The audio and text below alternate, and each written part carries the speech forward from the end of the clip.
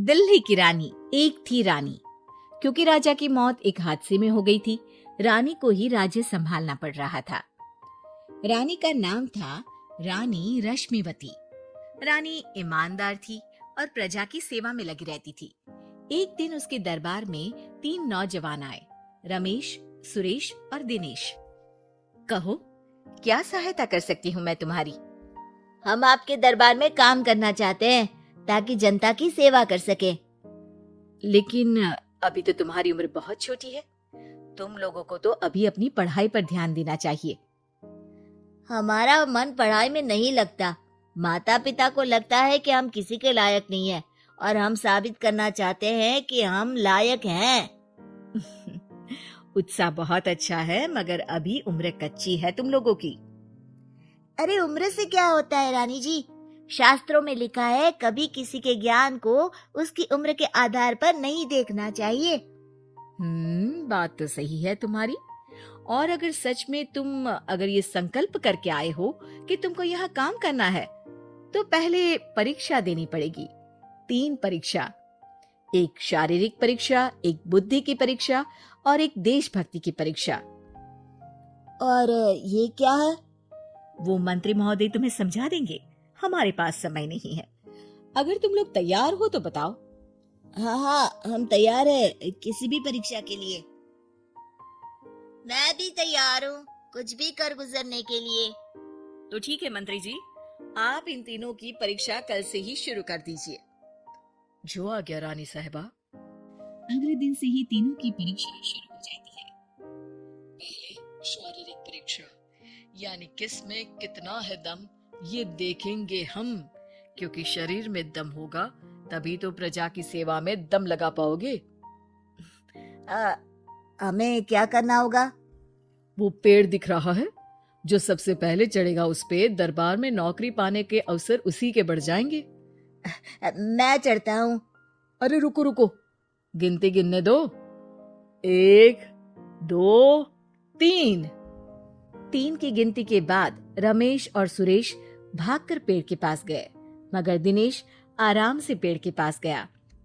जैसे ही रमेश और सुरेश आधे पेड़ तक चढ़ गए, दिनेश ने उन दोनों की टांग पकड़ के उन्हें नीचे गिरा दिया और खुद पेड़ पर चढ़ गया। दिनेश की जीत हुई। अरे लेकिन इसने बेईमानी की। बेईमानी नहीं की, बुद्धि लगाई। शरीर के दम के साथ दिमाग में भी दम होना चाहिए। क्यों मंत्री जी? हाँ, बात तो तुम्हारी सही है। लेकिन बात अगर बुद्धि की है तो बुद्धि की असली परीक्षा हम कल लेंगे। शाम को जाकर मंत्री रानी को सब बता देते हैं। यानी दिनेश उन सब में ज्यादा होशियार है। जी रानी साहिबा। अगले दिन तीनों की बौद्धिक परीक्षा का समय होता है। आज हमें क्या करना है मंत्री जी? थोड़ा सब्र करो, कल जल्दबाजी में ही हारे थे तुम। सही कह रहे हैं मंत्री जी। अरे तू क्यों ज्यादा बोल रहा है? तू भी तो हारा था ना कल। ए दिनेश, ज्यादा होशियार मत बन। अरे लड़ो मत। आज की परीक्षा पर ध्यान दो। आज की बौद्धिक परीक्षा में ये कुछ बोरे हैं, कुछ में नमक है और कुछ में रुई। जिसको जो ले जाना है उठा लो। देखते हैं कि कौन जल्दी से कोई भी एक बोरा नदी के उस पार लेकर जाता है। समय शुरू होता है अब। तीनों बोरों की तरफ बढ़ते हैं। सुरेश, नमक की बोरी भारी है, ले जाने में मुश्किल होगी। हाँ, सही कह रहा है। रुई हल्की है, हम दोनों रुई लेकर चलते हैं। अरे भाई, मैं तो नमक लेकर जाऊंगा। रमेश और सुरेश ये सोचकर हंसते हैं कि आज तो दिनेश हार ही जाएगा।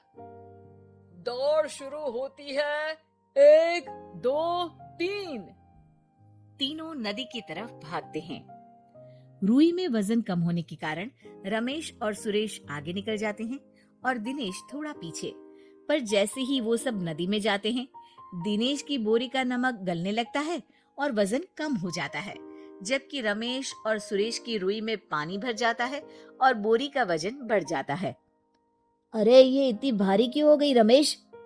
अरे मुझे क्या पता, शायद जादुई बोरी है। अरे लगता है कि हम बेवकूफ बन गए।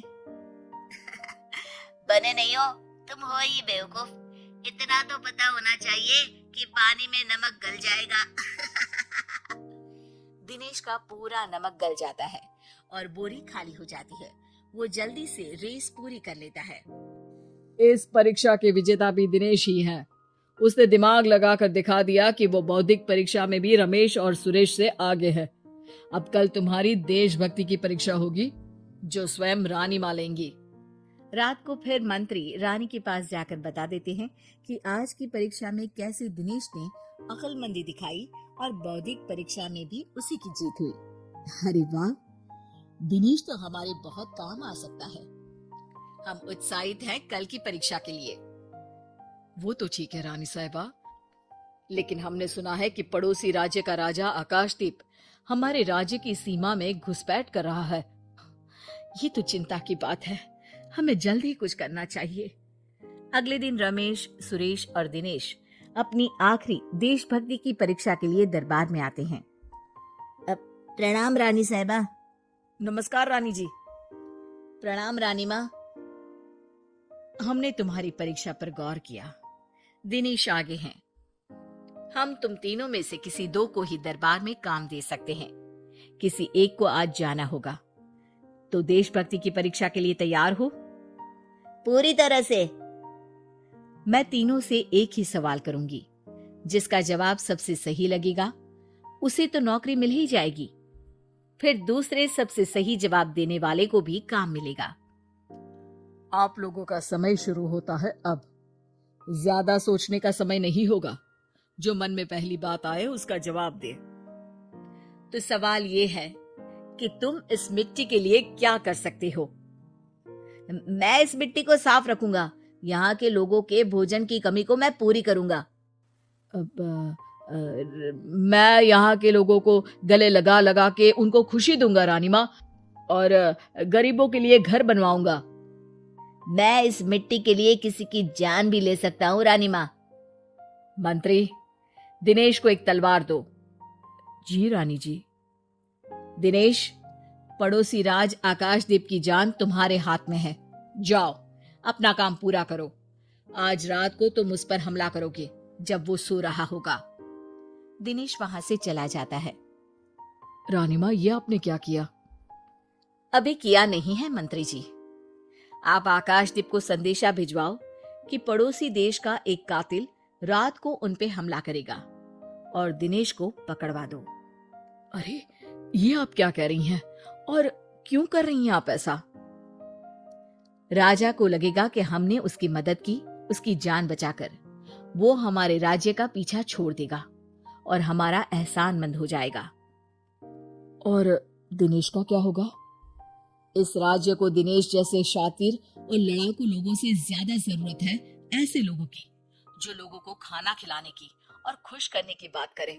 और ये गुण सुरेश और रमेश में है। इन्हें नौकरी दे दो। दिनेश बहुत चतुराई से नौकरी हड़पना चाहता था, जिसके लिए उसने रमेश और सुरेश जैसे दोस्तों का भी नुकसान किया। पर रानी ज्यादा चतुर निकली। उसने एक तीर से दो निशाने लगाए। दिनेश जैसे खूंखार युवक को राज्य से बाहर करवा दिया और पड़ोसी राजा आकाशदीप को अपना एहसानमंद कर लिया। पूरा दरबार रानी की जय जयकार कर रहा था।